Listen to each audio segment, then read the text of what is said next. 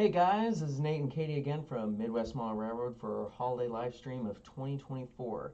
We have three manufacturers with us tonight: Superior Scenics, Homeshops, and Broadway Limited. So stick around and we're going to get into things very shortly.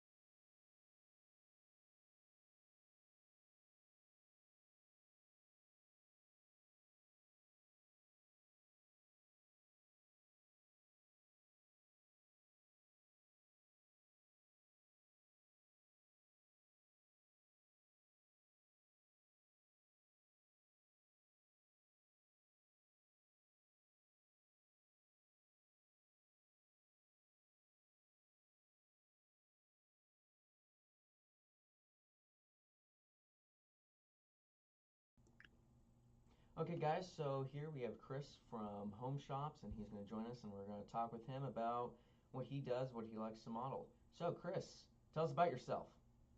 Well, I live here in Fort Worth, Texas, and I do have a day job. And I decided to be a glutton for punishment and start a whole second hobby job for when I get off of the real job.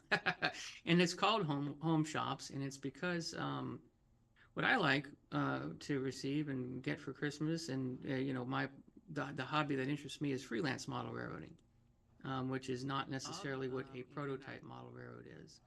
So that's my hobby and my interest turned to second job, and hopefully there's a lot of folks out there who are enjoying what we've put out at Home Shops. And when did you start Home Shops? Oh, 2021. Yes. It was kind of a COVID experiment, if you will. You know, when everybody was down in the lockdown period, I started revisiting the hobby that I had left, and I painted quite a few cars myself during 2019 and 2020, and that kind of thought got me thinking. There's got to be a better way to do this. If I want high quality freelance painted cars, and it occurred to me that that would probably happen if I started a company myself, and here we are. So, what are the have you? How do you do it? Do you do like projects? Do you go car by car? Like, what's the process look like for you? Well, the process is we have a really good relationship now with 8 manufacturers, Hmm. and we add volume to their orders. So when company, whether it's Atlas or Rapido or Tangent, they're going to place their factory order for a certain type of freight car or locomotive, we'll add our volume to that order. So I think we've done 42 road names that we've put out so far since we've started.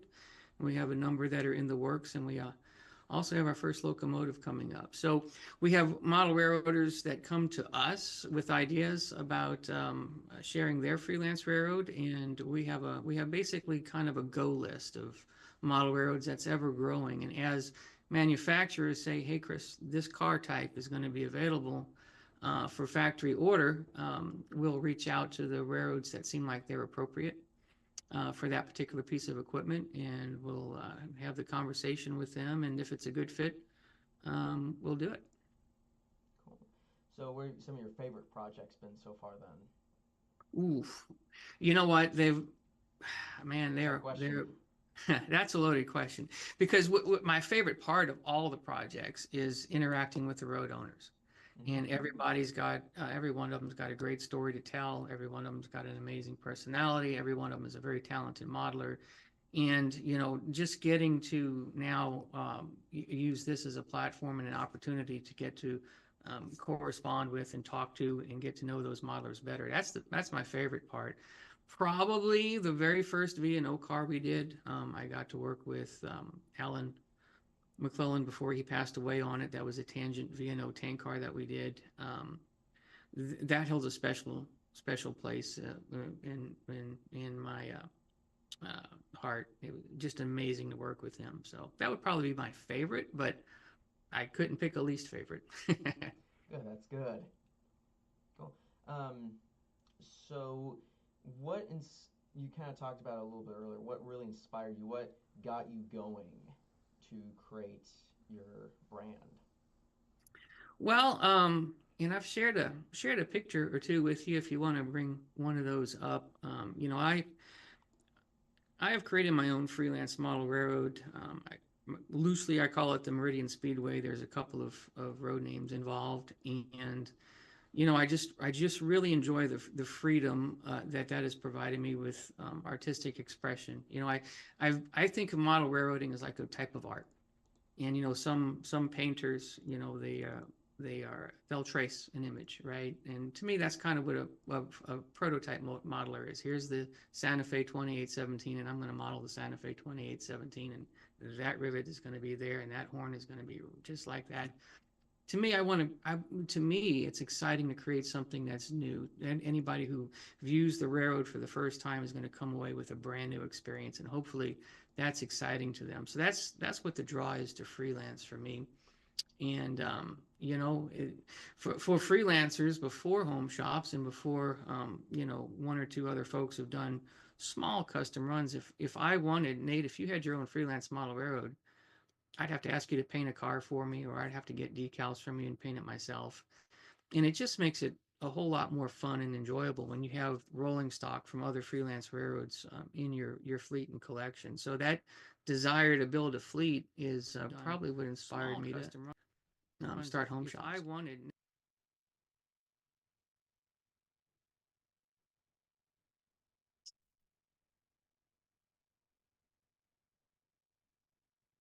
Doing other scales? We have actually come out with our first N-scale car. We did an Atlas USRA rebuilt steel box car. Came out about 3 months ago. And we did that in 7 road names, all of which are in both HO and N-scale. So that's our first N-scale car. I've got my eye on an O-scale car that too early for an announcement, but one of our freelance model railroads is the Delta Lines. And that is kind of created by Frank Ellison roughly 100 years ago. He's kind of the grandfather of freelance model railroading, and he modeled in O scale. So we do have an HO scale Delta Lines car out in that USRA order, but it's a goal of mine to do an O scale car and just kind of see how that goes. Nice. So then, how much freedom do you have when you see a car and you're like, oh, I want to do that one?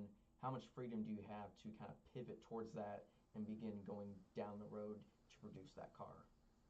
Well, it depends upon the relationship with the road owner. For example, the Delta Lines example, Frank Ellison is obviously deceased. It's been a while. So we have to use, kind of our sense of, would this have been appropriate?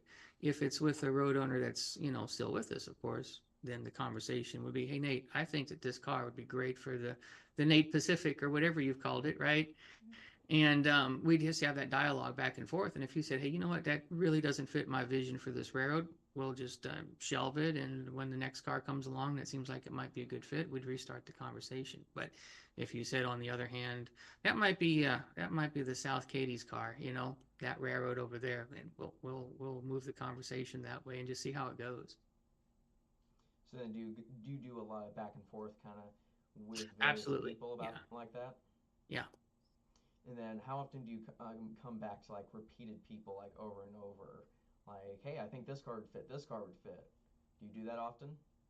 We've done a few repeats, and generally it's still a burgeoning niche, right? So we're still moving through some inventory, and it kind of depends upon how that last one sold as to whether we're able to go back to it quickly. But another limitation is the car types that are available to us. So, Nate, we might have a car together that just it knocks it out of the park, but you're modeling this specific time period, and we're married to the production schedules of the manufacturers. So it might be a little while before they revisit a car that is appropriate. So there's a lot of road names that are on the shelf, just waiting for the right timing of the car to become available, and the financing for it, of course, and all that has to just match up. Yeah. So then, which manufacturers are you, as you put, kind of married to? Like, who are you interacting with the most? Oh, well, we started with Tangent. Dave Lullback over there is just awesome to work with, and a very high quality car. So we started with him. I think we've done 5 Tangent cars. We did. We just got our first Atlas car. That's the HO and N scale car, and we have 3 more projects in the works with them. In fact, I just signed a letter of agreement today, to get in on an FMC 5348 box car. We're going to announce 2 schemes of that here in just a little bit. We've got Prairie Shadows. We've got 3 cars, either completed or in the works with those guys. Rapido Trains. We've got our first car. We have a second car in the works, and our first locomotive, which we'll share a picture with in a little bit. I'm told I'll receive a pallet of that Monday, so we'll see. Merry Christmas. Right. Yeah. I feel like I've forgotten a few, as I'm looking around. Intermountain, we just got in some auto racks. That's our fresh Intermountain car. So yeah, it's and we go to a lot of train shows. We're going to be at Amherst here, and we just get to have that. Those shows allow us to build a personal relationship with all the manufacturers, and it's very amicable. It's kind of a fun position to be in, because we're pursuing a niche that they're not necessarily interested in, so they don't see us as competition. They see us as here's how to add volume to a factory order. That's just an easy move. So it's a really good relationship. Nice. Okay. So what got you into model trains yourself? Not just opening home shops, but how long have you been in the hobby? Oh, well, let's see here. I was going to say since I was a child, but maybe even earlier than that, as my parents were riding trains before I was born and photographing them. So it's a culture I was born into. My father and my uncles belonged to the Crescent City Model Railroad Club in New Orleans, which is where I'm from originally, and which had a freelance railroad, which we've done a tangent car, the Crescent lines for. And I was introduced to it, from day number 1. It just seemed normal, to have freelance model railroading in addition to just model railroading as a hobby and a pastime. And so has it always been freelance for you? No, not always. In fact, not at first. I always thought I was going to be a Santa Fe modeler, and you can see some of them on the shelf behind me. There are a lot of prototype models back there. I do have an interest in it. But I don't share a whole lot about the day job, but let's just say I went to work for them and the luster's kind of faded away, right? So as my focus became family and the career, that hobby kind of died off for me a little bit, and then at a certain point in time I decided I wanted to get back into it. But bringing work to home in that way just didn't have an appeal, and that's kind of where the freelance idea came into. I wanted to take what I really loved about railroading and model railroading and put those aspects into the hobby in a fun way. And is it just you? Is Homeshops just you? Do you have people that are helping you out? Are you the one that does all of the ideas, or how does that? Do you have a team of people? We do have a team of volunteer people that assist me, but as far as the inventory and the pallets, it's mostly just me. FedEx person, the doorbell rang the other day, and the FedEx guy said, I've got 25 cases of Intermountain Auto Racks for you, and they show up at the front door. So it's me fulfilling the orders, here at the house and whatnot. But I do have folks that help out with the artwork and with some of the business aspects and whatnot behind the scenes that are helping us chart a path forward that's pretty exciting. And how long would you say your process takes from when you guys first come up with an idea, you know that a car is coming out, like the whole process of like getting the artwork done, start to finish, how long is that process? If it's a comfortable pace, it's about 2 months. Okay. If it's a rush pace, i.e., hey, Chris, you can get in on this car, but you've got, by the end of this week is the deadline. There's been a couple of those that we've actually made, and I don't want to. It's not necessarily that it's a rushed product, but it's kind of a conversation that we've already had in place with road owners, and we have the artwork for their logos and whatnot. So the pieces are all there to put it together. So we've anywhere from a week to 2 months is how long they take to get everything to the manufacturer and the order placed. Once the order is placed, it's anywhere from 10 months to 2 years before we get the car in. So a lot of intersecting timelines that can be a little unruly and nerve-wracking. Yeah. Yeah. So then what part about this is the part you love the most? Like, is it talking with the owners? Is it doing research on the different cars, interacting with manufacturers? Like, what part of it draws you back day after day? Well, you mentioned a number of things, and I would say yes. All of those things are rewarding. The most rewarding thing is when I scroll through the Facebook feed and I see somebody posting their Homeshops box that they're unboxing, or they're posting a Homeshops car that they have weathered, and I get to see all the comments. That's what's, there's obviously anytime you start a business, there's ups and downs and struggles, and it is those moments that make me think this is worth it because there's people that this is making happy. Yeah.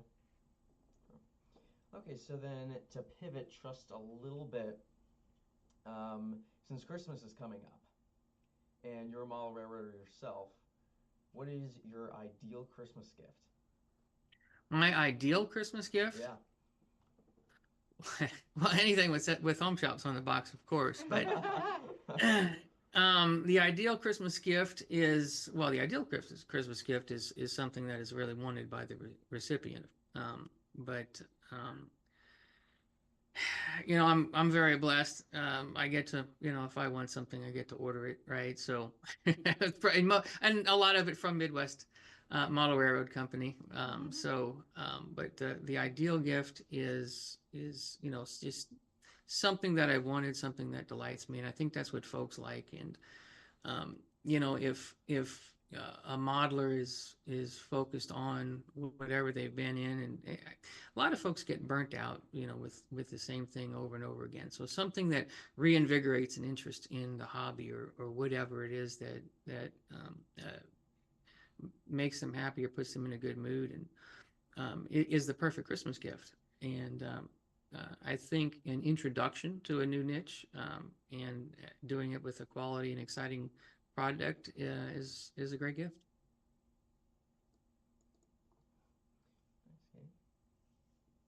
What has been the most surprising part to all of this, with you being in the industry yourself as like a modeler and now you being a manufacturer yourself? What has surprised you the most? Just the timelines. My perspective of a year has completely changed since I started this Homeshops experiment. You asked about my team. We were doing some forecasting, and anything that we launched right now at the end of 2024 is probably going to be a 2026 arrival or later, right? So my mindset is not thinking about, hey, Christmas is in a few days, and this is where I'm at on the time-space continuum. My thought is, I'm now thinking of what is 2026 going to look like and beyond. Have you considered, so I don't know if you know Lucy from NMRA, I know Lucy that, Dormont? yep. I know that the model railroad that she is making herself is based on storybooks. Um, Beyond. so have you ever considered doing full fantasy things like that that are just, I know, I mean, I can't even think of a great example, but something that would be, like Velveteen Rabbit or something like completely crazy that's based out of like a storybook, based off of a movie, full on fantasy level. I can't say that I've ever thought of that. However, um, shoot me a proposal and we'll talk about it. Okay, because I know when she was like, I'm doing a railroad based on storybooks, I was like, the teacher part of my brain loves this. Like a Thomas the Tank Engine kind of Right, thing. yeah, except not, yes. I've had thoughts, and just conceptual thoughts about the Lego train space. Okay. I was surprised at the Amherst show just how big of a niche in the hobby that is that I Yes. didn't realize. And to your question earlier about different scales, Lego is just a different scale, right? Mm-hmm. And if a younger enthusiast, a future hobbyist, gets their hands on something like that at a younger age, which is much more of a fantasy type thing, like you described, that interest sparked at a very young age could develop into the next step, which is going into HO or N scale or something like that. And everybody that I've talked to in the hobby seems to have a very young childhood memory and an emotional attachment to the hobby. So how do we create more things like that? And it sounds like Lucy's onto something there. As you mentioned earlier, kind of with people getting burned out, but then finding something that kind of reignites the flame for it. Have you had that happen to yourself? Well, sure. And the neat thing about this hobby is that it's there for you. It's always there for you when you have the time for it, or you have the interest in it, or you have the need for it. And as life happens, and you have to focus on other things, you can leave it on the shelf or behind me. You can leave it on the wall and handle other things. And when when those things get resolved and you're ready to come back to it, it's there for you. So it's a constant cycle, to be honest, of bouncing back to the hobby and not. So I know you've mentioned the things that you're working on now and that we won't see them for a couple years, but what can people expect to, is there things coming out after the first of the year that are already in production people should be looking forward to? Yeah, we do have a number of things in production. Um, Perhaps the next two cars we'll have samples of that we can announce officially at Amherst, one of which is a Rapido car and one of which is another Prairie Shadows car. I'm not entirely sure which one we'll get our hands on first, but we've probably got three things that will come in first quarter of 2025. And so, kind of with this hobby, there's always questions. What is your own layout like? Well, actually, right now I don't have layout, if you can believe that.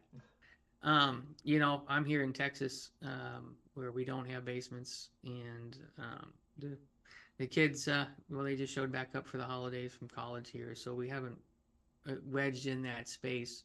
But one thing that that I've discovered in the freelance world and as a photographer, both prototype and model, um, I've discovered that you don't necessarily have to have a massive freelance model railroad physically brick and mortar built to create the perception and the excitement of a railroad. So if I take three of my locomotives and I put them on a model railroad and do a photo shoot, well, those digital images that we share in Facebook and TikTok and Instagram and on YouTube, people see those images and they enjoy them, and it creates the illusion that the railroad is actually bigger than any one model railroad. And so I focus a lot on creating pieces of my railroad and then putting them on the right layout and generating that media. So that's kind of what I'm doing right now to create that model railroad. Nice, cool. On that same line, just to plug ourselves for one little second, for those of you in the Kansas City area that do not have your own home layout, we do allow people to come run their own trains on our layout in the store. So if you are in the same situation that you don't have room in your basement, come visit us. We have N scale and HO scale, and you can run your own trains on it. That layout might need to be a host for a Home Shops photo shoot. I mean, you Potentially, are yeah. always welcome. We'll have that conversation too. Okay. Yeah. I've seen some photos of the layout. Nicely done. Thank you. Thank you. So then, kind of as we're kind of wrapping up here, you've mentioned already a couple things. What are some exciting things that have already happened recently, like new products and stuff that you're proud of? Well, proud of all of them. Really excited about the Intermountain Auto Racks that just came in. Just beautiful cars. The Intermountain Coil cars that just came in. Really, really excited about those. That Intermountain Coil car run we just came out with has some very classic road names like Dean Freitag's Davy Steel, the V&O, Ohio Southern, and some exciting new roads like the Seaboard Central and the Eagle River in Kankakee. And it's just those would be my most favorite recent ones. And of course, we're really, really excited about the Rapido Virginia and Ohio C30-7s that we should be taking delivery of next week. So just I've seen some photographs of them at Rapido that they've shared, and they did send me one sample ahead of time, and just a gorgeous locomotive. Nice, cool. Well, Chris, thank you for joining us here. Thanks for talking with us and taking some time out of your probably busy holiday schedule. Yeah, next Zoom call is at 8 o'clock, so thank you. Of course. Well, thank you, Chris, and we'll see you around. We appreciate All right. you. Happy holidays. Happy holidays. Thank you.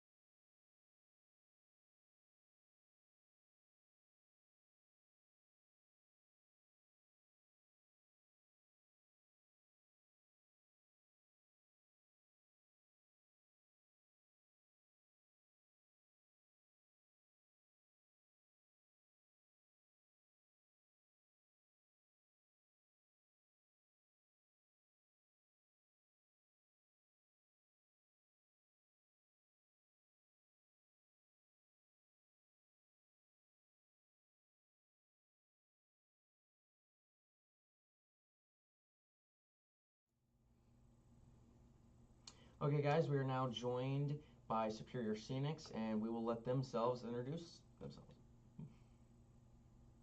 Okay. Hi. So I am Sandy. I'm Dave.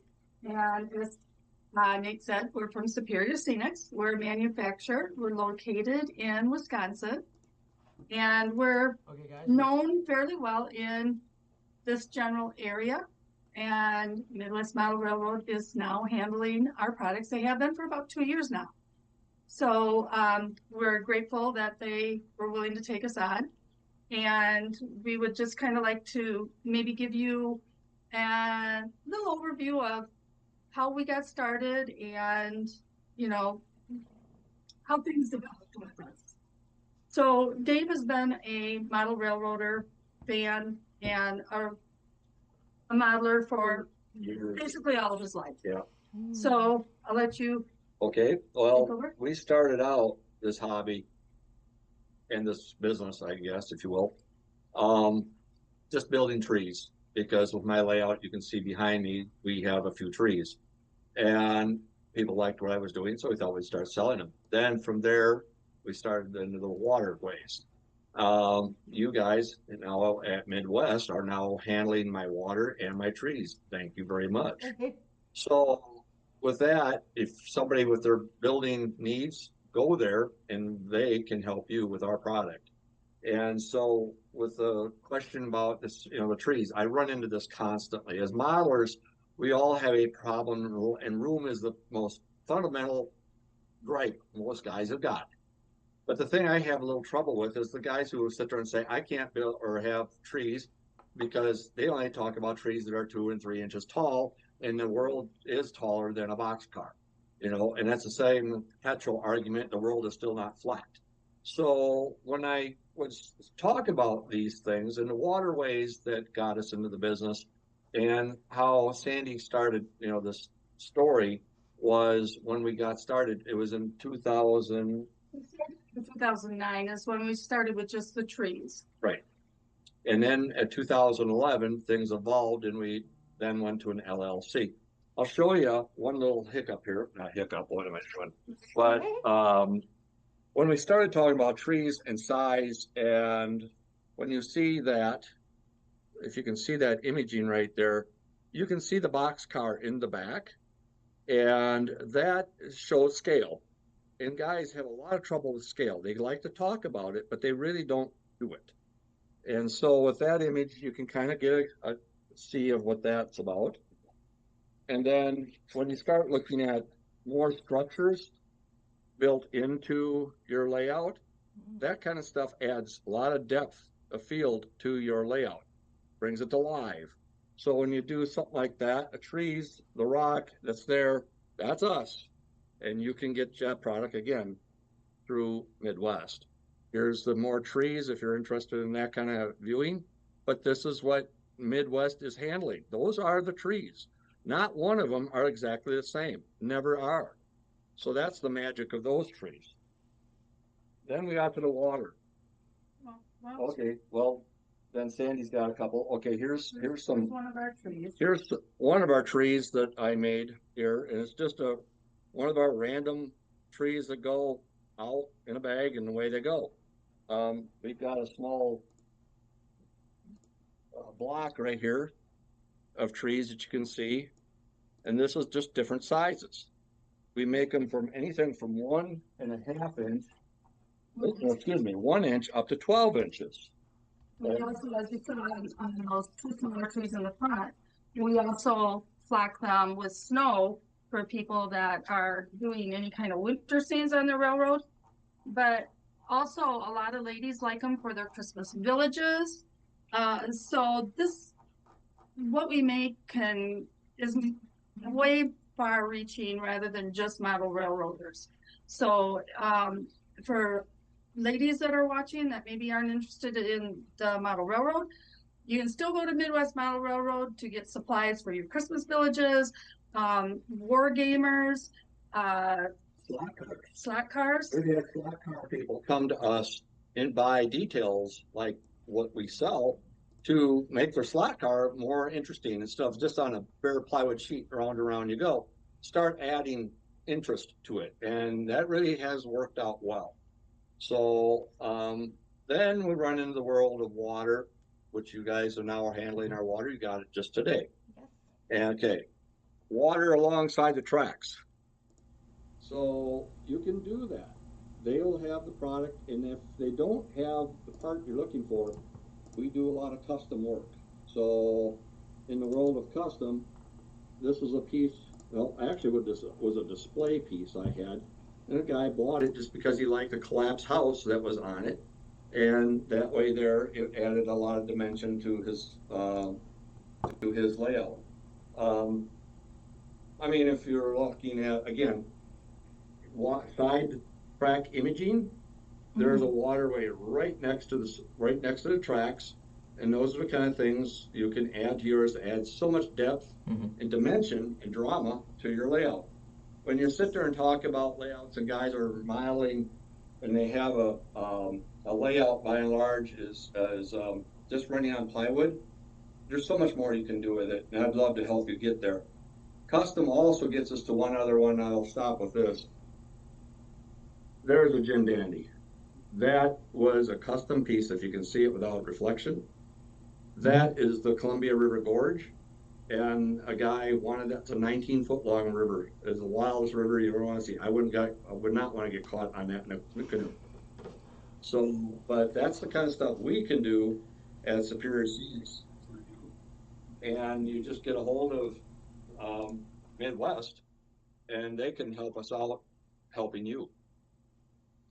So And as far as, oh, sorry. I want to clarify with your waters, because I know I saw them for the first time when we were all at Train Fest. So your waters are different. Most people, when they think about water on a layout, they're thinking about something that people have to pour and you have to let it cure and set up. But your water is different. Can you tell us a little bit about the water product itself, like what people should expect when they get it and how it simplifies the whole process for everybody? That's fun.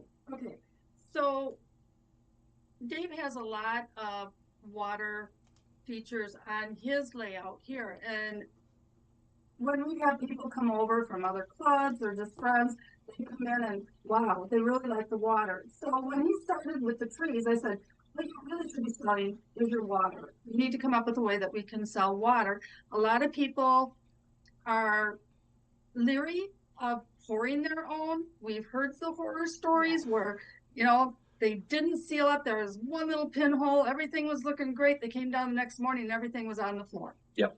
So we've heard those stories. And we've heard stories where people just weren't satisfied with how things turned out. They're good stories too. So, I mean, if pouring your own is what you want to do, by all means, there's plenty of products out there for that. But what makes us different is if you don't want to deal with that, we have ready-made lakes. This is one of our most popular ones. This is just a small 2x4 in size, 2 inches by 4 inches. That's the smallest lake that we make. And that style happens to be very popular. We do them in different colors.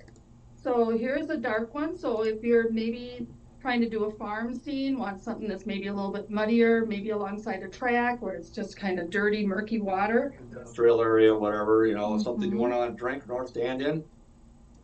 And then of course we've all seen the green lakes that are filled with algae, so we do a green lake as well.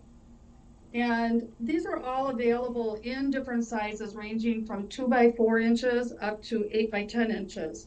Now, that first one I showed you that was a 2 by 4 that I said was popular, this is a larger size of it. Hopefully you can see that okay. Action on it or not, but that's there. Now, when you ask the question, why would someone want to do this versus making their own? There's also a cost interest in this, because going out and buying the resins is not a cheap proposition to begin with. No. The supplies along with it, you know, to get yourself ready to go is, again, like Sandy was indicating, you know, there's a little pinhole you missed, your wife is going to divorce you. And the next thing you got to wonder about is, you know, you're going to buy new carpet.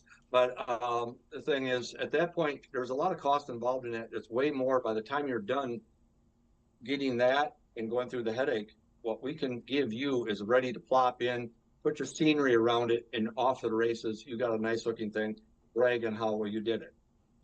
So that's the nice thing about it. Cost wise, it is much cheaper to go through us or through now you, excuse me, and that way there, you can benefit a lot nicer product right off the bat than trying to mess with all the resins and trying to figure out how to do the waves and how to do the white caps and all the things come along with it that make it look nice.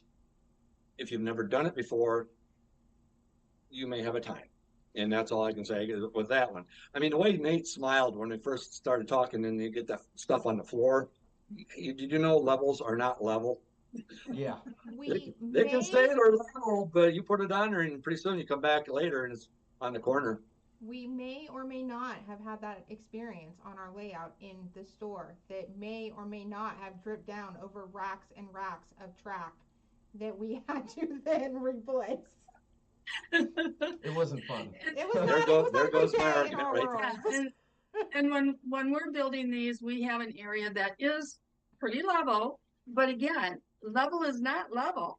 Yeah. So where we're building this off of a layout site, we can actually go in and we turn them until the resins are set up. We are continually turning them 180 spins. so that it doesn't all flow to one side. Every 10 minutes we come back and rerun, turn another turn, another turn. You just keep doing it for hours until it sets far enough along that you're going to do it. You're not going to do that to your table, No. wherever you're at. I mean, it ain't happening either. So when you don't think about all the little things that can be a real cliffhanger for you, like, oh gosh, the cat just walked across it or something like that when you weren't watching, little things that are fun, yeah, this is a lot easier way to do it. And the one thing when I go to shows all the time and see people, and I'll tell them, everyone, this is my one thing I always try to tell everybody. We all suffer from the same problem in this hobby, and it's a lack of room. And so if you want to do something custom wise or whatever, I need a template, and I make that exact template for you, that piece to drop in your specific need. And that way there, you've got like this guy, like the fella here down in Chicagoland, that was a 19-foot long river, was an exact drop because he literally cut right out of his table that template for me to deal with. So, I mean, not asking for someone to do that again, that was a heck of a job. But you can do it on paper, you can do it on whatever, and if you want to run it through you guys, we'll work out all the details and it happens. It's not that, it actually isn't any more cost. A detriment. It's not a detriment. If you want all the rocks and the trees and all the snags in the water, that does not add to the cost. It's still the same cost as like one, it's just clear water. It's still by so much per square inch. That's where it comes out to at the end of the day. So whatever you want, you'll get. How do you recommend people attach the waters to their layouts? Actually, just lay them down in the place. I've had some people, they'll cut out an area and they'll lift up from bottom and set it. A lot of times, all you need to do is take, if you want some spackling and go out from it a little bit of a slant out, you could do it that way. Or just take your ground foam and just lay a little bit thicker ground foam around it and just kind of blend it right into the ground. If you can see, these aren't a real thick piece of material. So when you lay it on your layout, it's pretty easy to bring up foliage and stuff around it and you can hide those edges. You can also take and trim off the, some of the wood around the edges if you want. So it's pretty easy to work with. Then they're very durable. The rock that we got now, you guys have been handling now for 2 years. And when I seen you, Kate, you came over to our tables, or my rolling benches, if you will, my toolboxes. Kind of a neat way to go to shows when you got 1,200 pounds per cart. But anyways, you looked at it and were surprised on all the rock that we have. Yes. Now, yes, and you go, we don't have all this stuff. And no, you guys didn't pick us up that strong to begin with, but you took a lot to find out who we were, and that we greatly appreciate. But you saw that we got size of stone that is from 1/4 inch down to literally like dust, you know, and in the world of scaling, you have people who are very, very conscientious of scale.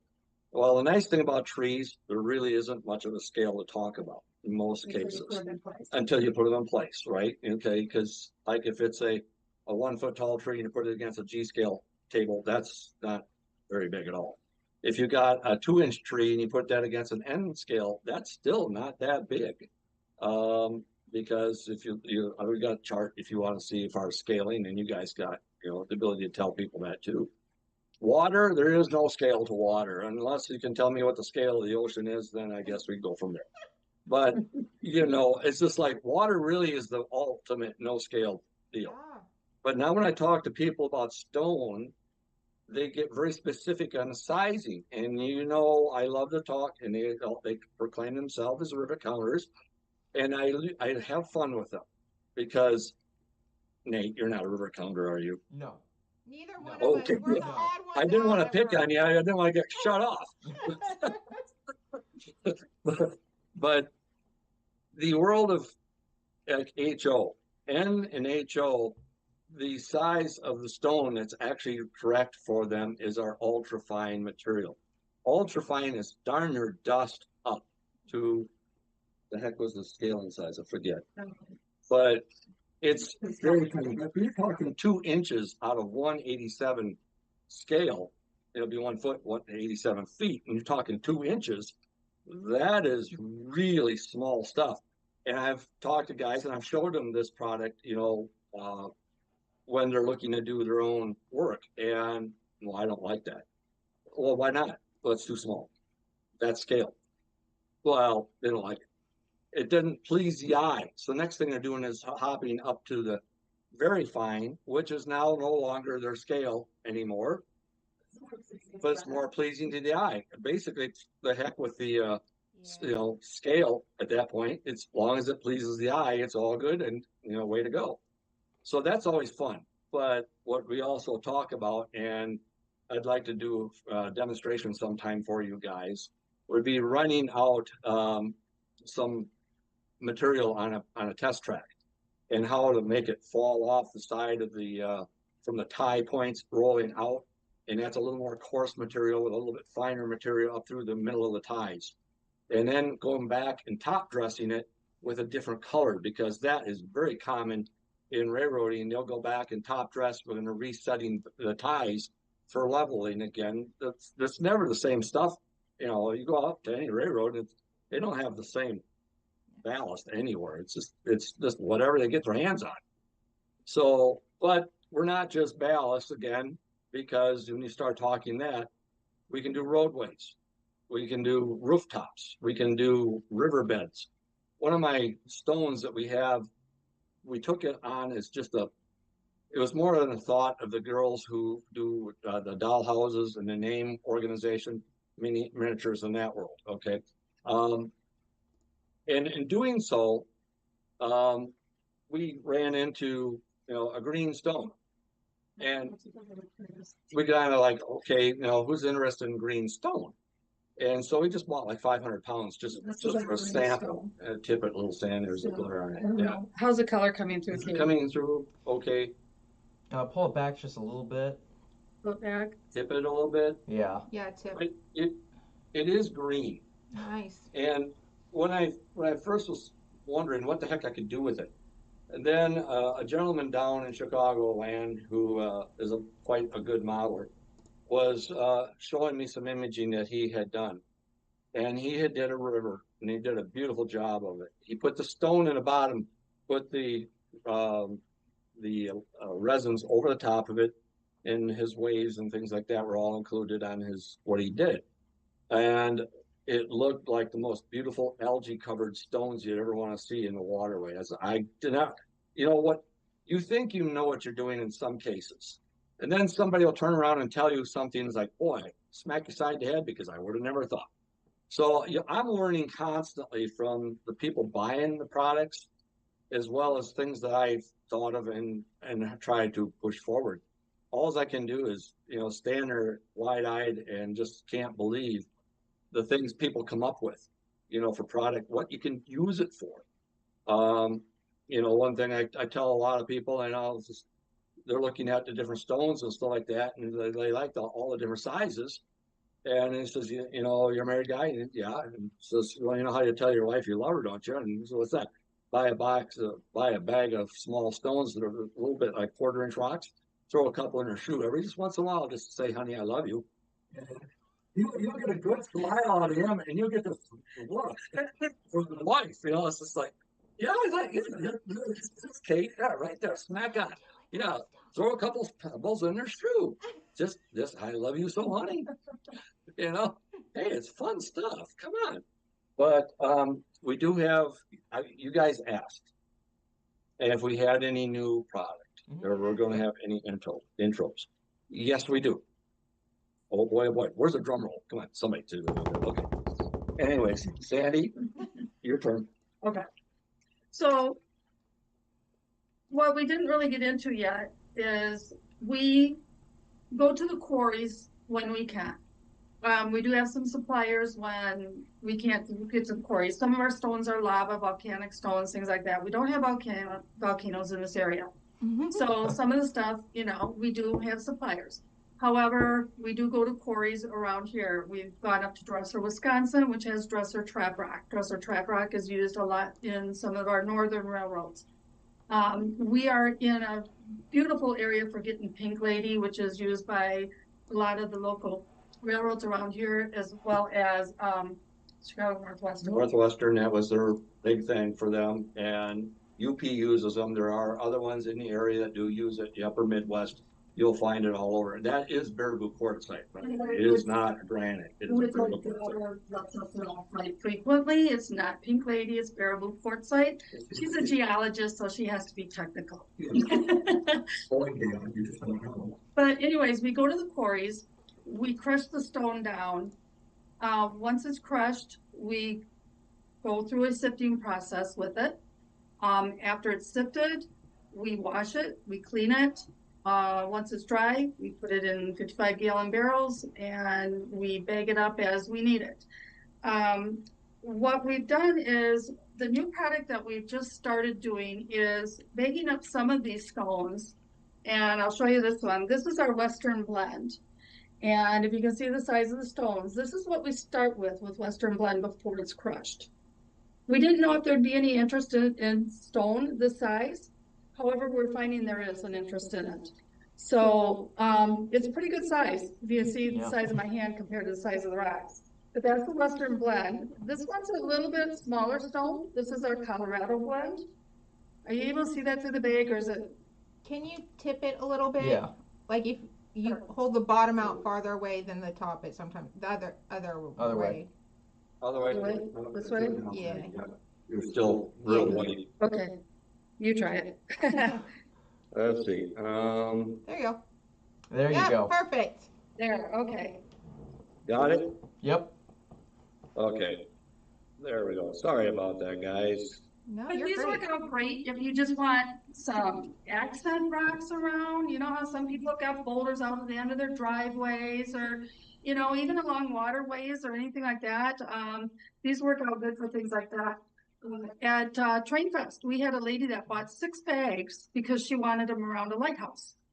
So, we're seeing there is some interest in that. So, as we go to the quarries, a lot of our stuff has already been crushed down. We don't have the large stones anymore because we crushed them, but we're going to try and maybe expand that line so we have more varieties in the larger stones too for people.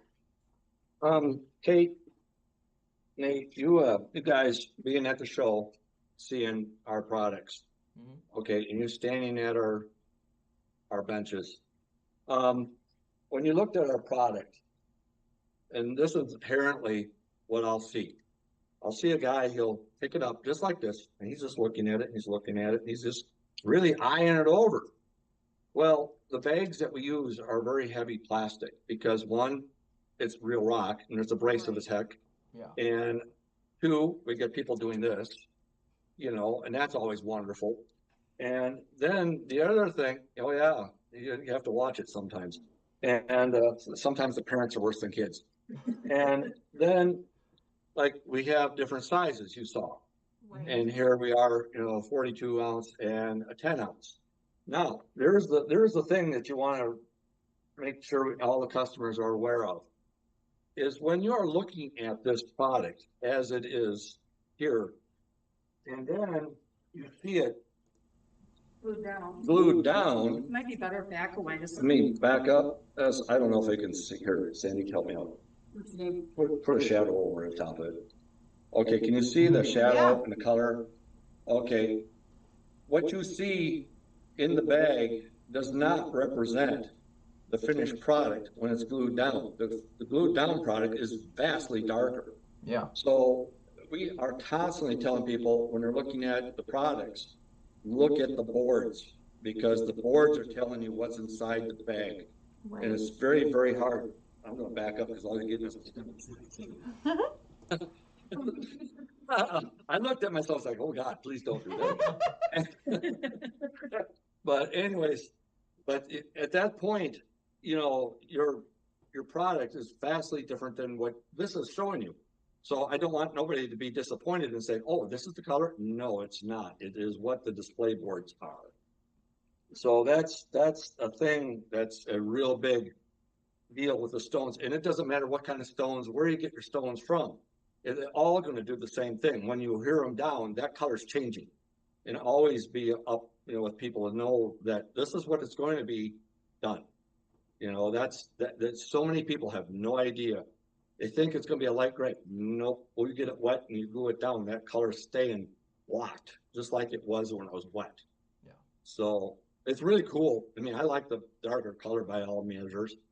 I've got the black lava itself works out great for doing driveways, roadways.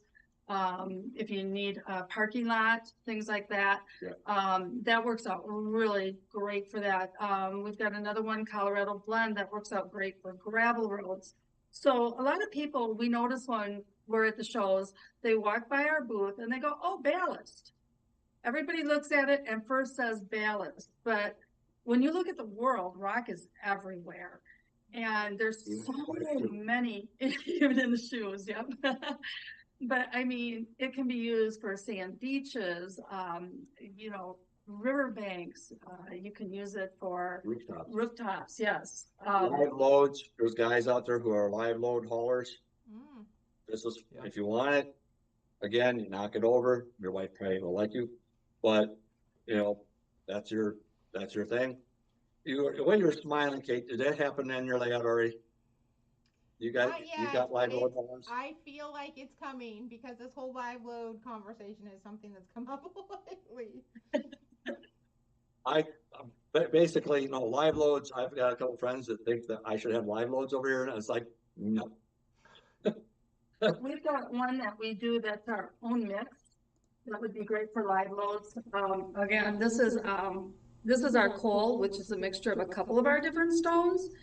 And it's that very dark color like coal. You don't have that dirt. Coal is very, very dirty. So you're not going to have that with this. And I don't know, you probably aren't picking it up in the picture, but it also has that little bit of a shine to it like coal has. So a little bit of sparkle. Not a lot, but just enough to give you that impression that how coal would give you when you see it rolling by, the little glints of sparkle. That's what it's got.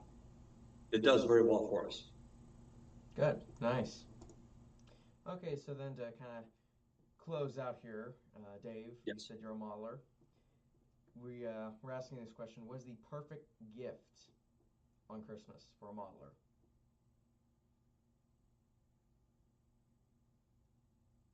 Oh man! For him, it's decoders. You gotta be on decoders. That's funny. Yeah. Yeah, I don't have the amount of engines that some guys. I've heard guys when they talk about how many thousand engines they have and all that kind of stuff. How many hundreds? I think I got like 36 or something like that, 35, 36, something like that. And I keep wondering what I'm going to do with all those. But yeah, but I need decoders. I guess that would be thing. But you know, scenery stuff. Well, you saw the pictures, okay, and you can see behind me doing this. And when I have groups of people over, I had one night, I think it would be 19 or 22 guys down here running trains. I mean, I got a big layout. I'm real lucky. Got a good wife. Anyways, I haven't put a rock in her shoe. So, but the best thing I can say is doing this with the scenery and all the things that come along with it, you know, getting it all looking good is relaxing. The guys have nothing but an absolute riot when they're over here because I've had guys, they were train go. I don't know, you're driving it, where's that? And I heard 60-year-old guys running through the basement going, yeah, like a 5-year-old little girl. It was hilarious, you know, because they couldn't find their train. You know, it's on the other side of the house. So anyhow, but yeah, but the scenery adds so much life to your layout. And modeling plywood is very boring.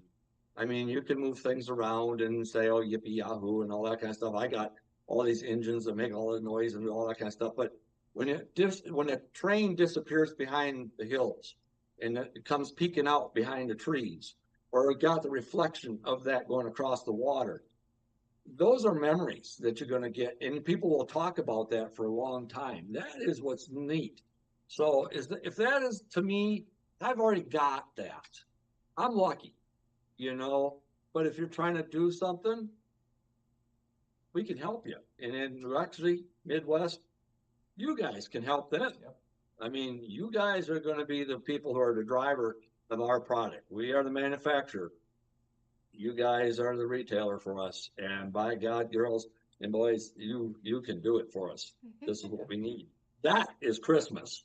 Okay, well, great answer. Great answer. Okay, well, thank you guys for joining us. And again, you can find all their products on our website. And if you do need custom stuff, contact them. Hit them up. Can I put one small plug in? Go for it. Okay.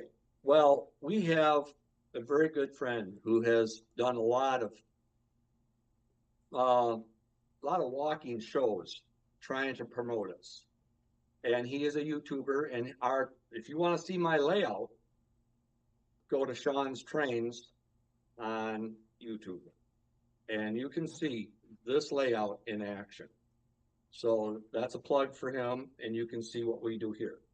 So do it yourself, and you can call me up and tell me how you like it, and when you guys are coming out to run trains. You got it. Okay. Well, thank you guys. It was great to see you guys. Have a Wish wonderful everybody holiday. happy holidays. Yes. See you, Katie, and you betcha. Nate, goodbye. Bye, guys.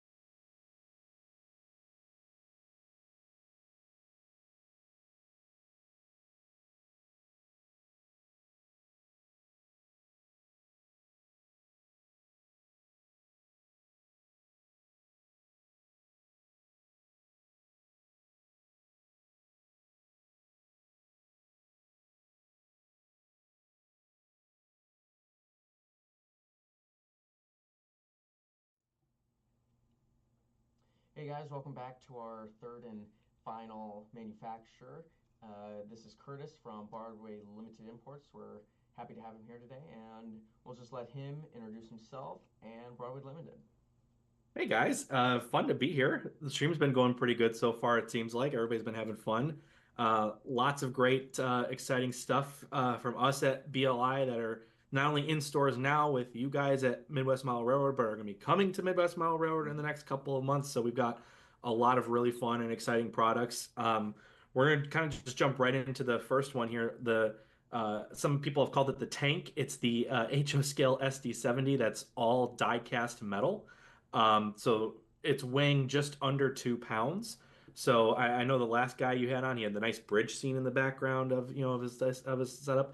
You might want to check your bridge weight restrictions because these weighing in just under 2 pounds. I don't know how they'll help for your bridges or not, but they've got immense pulling power. We got road specific details on these models. The photos are just stunning to look at. A lot of brass parts too. We've got like a brass horn casting on them.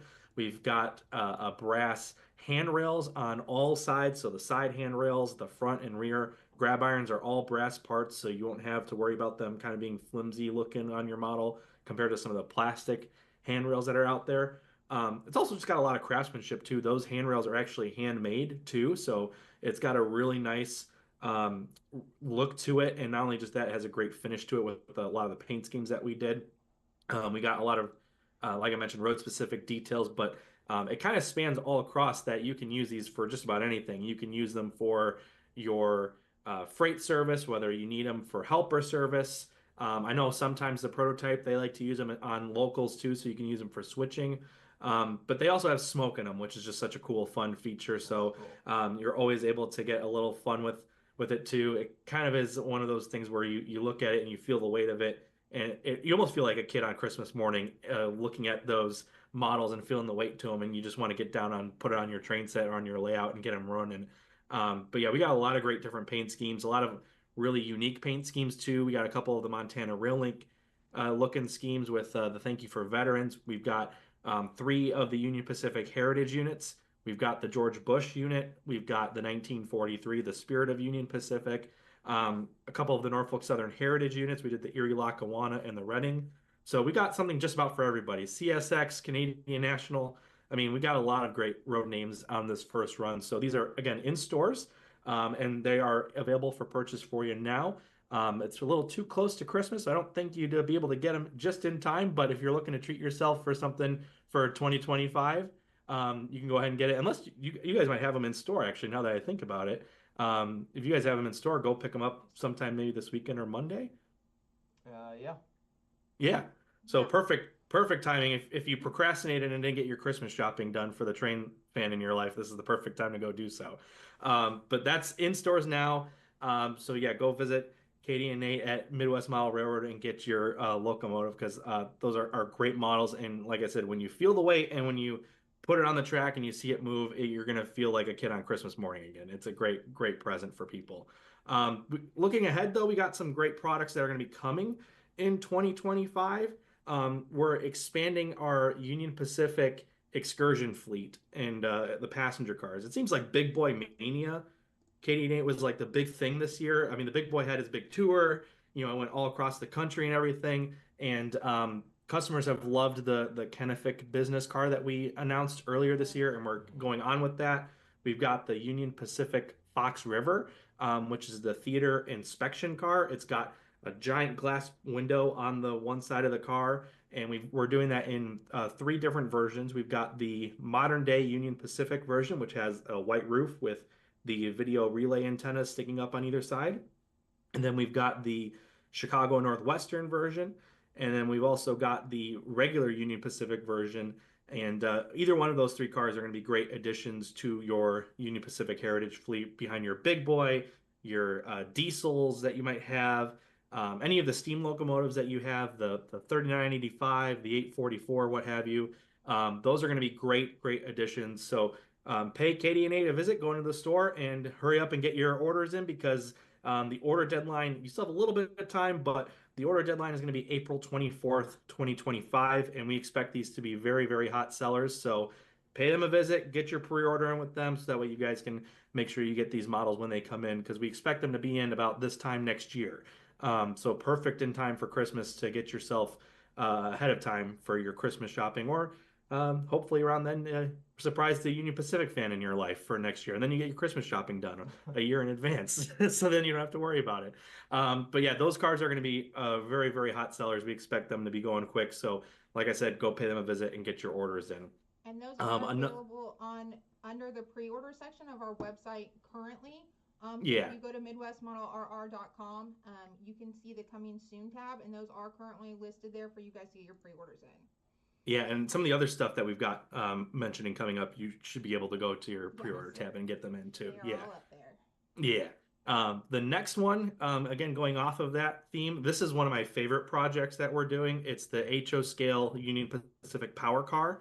So this will go right with your Fox River or your Kennefic or any of the Walters Proto Union Pacific Heritage Series cars that you've gotten. But this car is found in the middle of the train, and it powers literally the entire train's electrical system, air conditioning, all that sort of stuff. It's a very important car that you would find on many of Union Pacific's office car specials or steam excursions. And the fun part is that we're actually doing sound versions of this car and non-sound versions of this car. So depending on what you like, you can get one or the other. And then we're also doing two different detail arrangements. One has the video relay antennas, which can be occasionally found when diesels are pulling the train. And then the other ones have no antennas. So if you have your big boy or any of your other steam locomotives leading the train, that'll fit right at home in your consist there as well. And like I said, sound or no sound options, lighted interiors. So these cars are going to be great, great options for you. And all of these cars, including the Fox River that I mentioned earlier, will have the touch sensor light function. That I know you guys saw that from us at Train Fest. We had a little setup talking and showing that off and everything.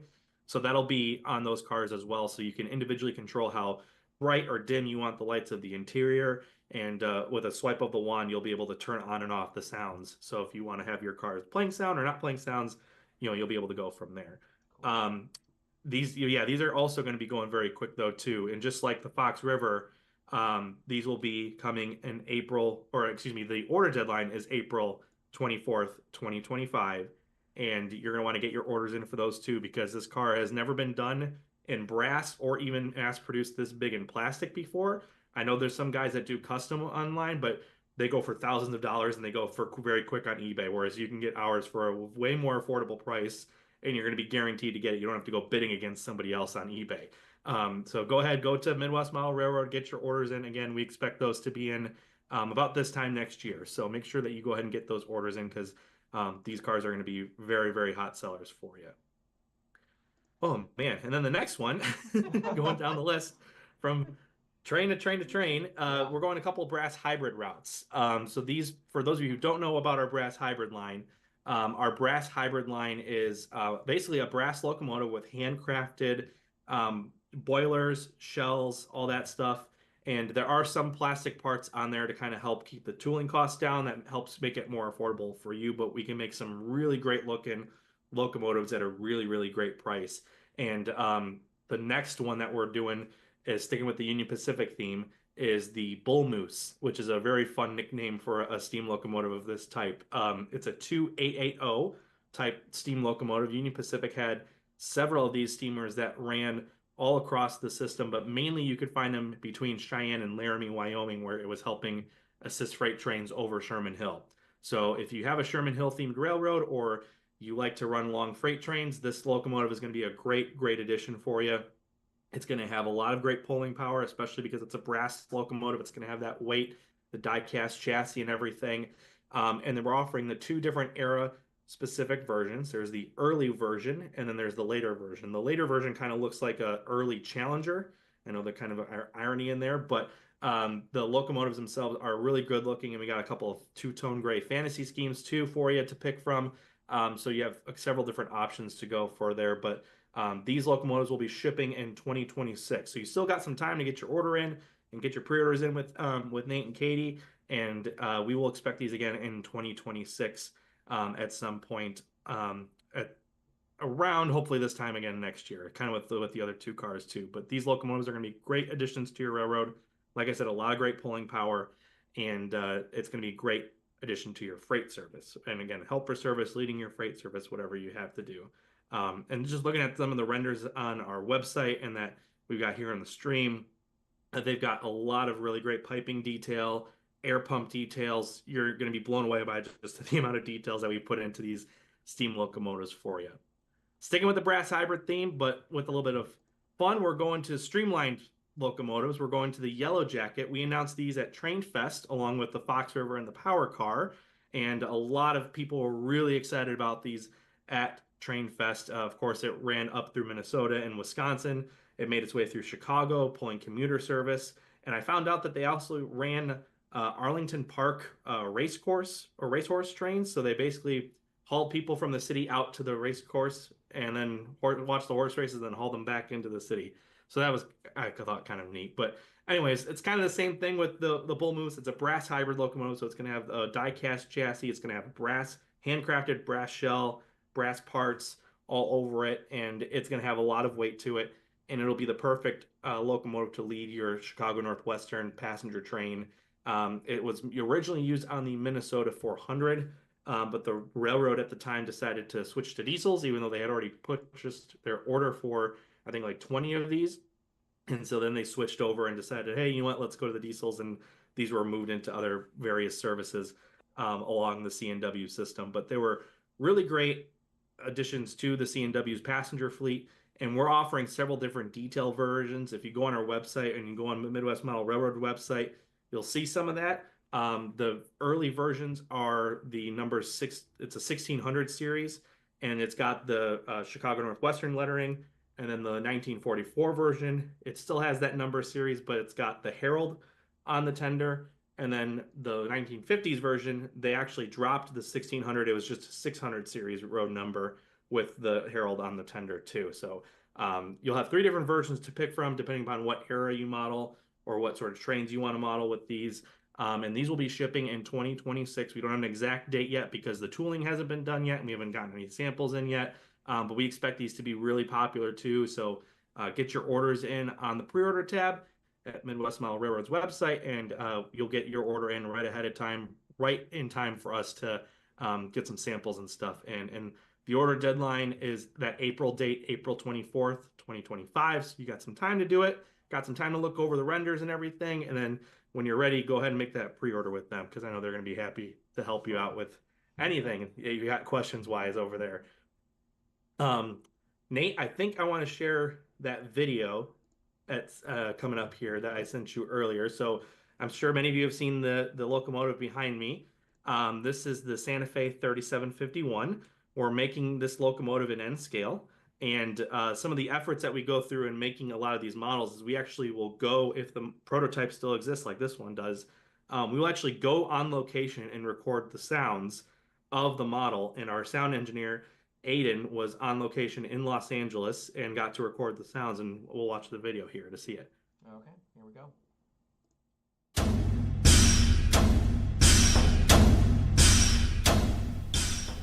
Hey everybody, this is Aiden Hager, Broadway Limited's audio engineer. I'm here in Los Angeles, California, recording the ATSF 3751, this beautiful locomotive here.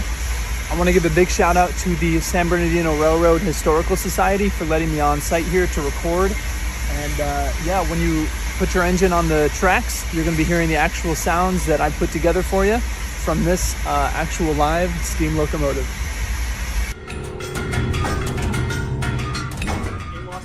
We were recording the sounds off the prototype. The crew there was very gracious. We literally climbed all over the dang locomotive to get many different sounds, from the bell, the whistle, air pumps, safety valve, cylinder cocks, everything on that locomotive we got sound recordings of, and that's going to be incorporated onto our model.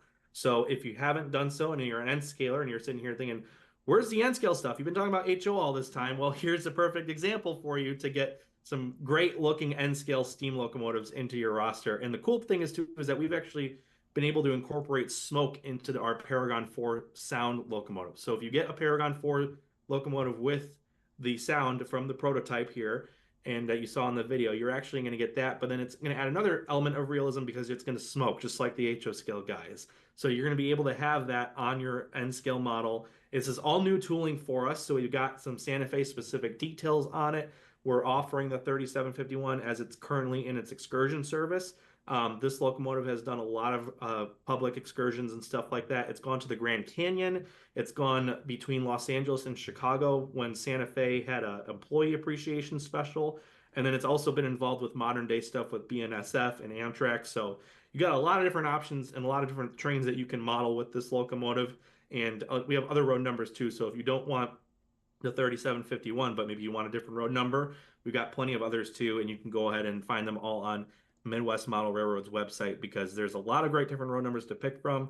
And like I said, with accurate sounds recorded straight from the locomotive into our model, these N scale locomotives are going to be knocked out of the park. They're going to be fantastic. So you're going to want to get your order in. This could be a perfect gift for your N scaler in your life for coming next year. Maybe again an early Christmas gift for next year. But these locomotives are going to be great and they're going to have great sound. And we're hoping to get a sample at some point in the next couple of months. So if you pay attention to our social media, you'll be able to see that. We'll post it, and that way you'll be able to see what it looks like. So we'll keep you updated with the progress on these as we go along. But these locomotives are going to be fantastic, and you're going to want to get these if you're an N-scaler. And then finally, the last one for this little thing, we're going to talk about the N-scale SD40-2s. I know everybody in their layout has some sort of an SD40-2, some different paint schemes or whatnot, but we've got a lot of different new paint schemes that we're offering. Some of them are patched units. So a lot of the SD40-2s that you find now on the railroad are actually out there in a second life doing yard work or doing local switching, that sort of stuff. And a lot of them you'll still see occasionally still have their original paint work, but they've got a patch for the railroad they work for now. So we've got a couple of those with Santa Fe and BNSF. We're offering a couple others with the Milwaukee Road Bicentennial unit. And then we've also got a couple of fun other paint schemes, such as the Navy paint scheme that we've got coming. So there's a lot of different paint schemes out there for you to choose from. And if you're looking to honor the person who served in the military in your family, or possibly you served yourself, but you want to treat yourself to something cool, these locomotives are going to be a great addition to that, especially with our military-themed paint schemes. They always sell so quick. So if you haven't done so, get your pre-order in with these guys because they're going to go very quickly and you don't want to miss out on these because we only offer these paint schemes uniquely once per run. So usually if they're gone, you won't see it. So if you find a paint scheme you're like, and you're like, oh, they'll probably do that in another run, you probably won't. So you got to get it now while it's here because otherwise it'll be too late and you'll miss out on it. But we got a lot of different paint schemes, something for everybody. Go on to our website, go on to Midwest Model Railroad's website to learn more, and you'll see the full list there. And overall, you've got some time left because we actually extended the order deadline. We announced that about a month or so ago. So the order deadline for these is January 16th. So make sure that you go ahead and get your order in for these before it's too late, and you'll hopefully have some great looking SD40-2s coming to your railroad. So hopefully, with all of that being said, you found something for you or for something for the train fan, the rail fan in your life tonight, and hopefully you'll be able to have something fun onto your Christmas list for years to come, or something to treat yourself with in 2025. Okay, yeah, that was a lot of cool products, Curtis. Yeah, it was a lot of cool stuff and a lot more coming too. Yeah. Nice. Now, since you're the last one, you might have already had a warning of this, but we've been asking everyone this question so far. You model, right? Mm-hmm. Okay, so as a modeler, what is the ideal perfect Christmas gift?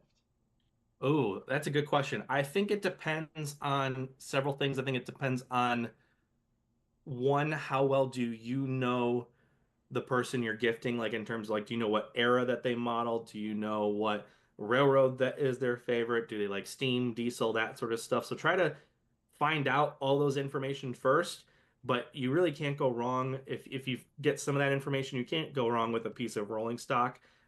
Everybody needs freight cars or passenger cars or a caboose or something like that. Everybody usually goes big for the locomotives, and that's great. I always loved getting those as a kid, but you can only have so many locomotives, but then if you have nothing to pull it, you don't really have a full train. So a box car, a hopper, a tank car, a passenger car, something like that. If you know what the modeler in your life likes and wants, then I think that's the best thing to do. A piece of rolling stock. It's not breaking the bank. You're not spending hundreds of dollars on a locomotive. You're getting a great looking freight car or passenger car. It's still going to add to their collection, and it's going to add value to their experience of running trains on their railroad. But it's also just something to still show that you care and you support their hobby and all that sort of stuff. I think that's the best way to go about it. Nice, good answer. Amazing. Cool. Well, Curtis, thank you for joining us tonight. And yeah, thank you. Thank you for letting us know all about the new announcements and what we can expect into the future. Thank you guys for having us. Merry Christmas, Happy Holidays to everybody. And if you're traveling, hope you get to where you're going safely and enjoy the week because it'll be a fun one. And we'll see you guys in 2025. Yeah. We appreciate you. Have a wonderful holiday. We will see you, I assume, at Amherst. Oh, we're yes, looking forward perfect. to that. And we will talk to you soon, I'm sure. We have 2 new announcements, one HO, one N scale at Amherst. So if you happen to stop by, come say hi and get your orders in when we announce them. Okay, well, thank you for joining us, Curtis.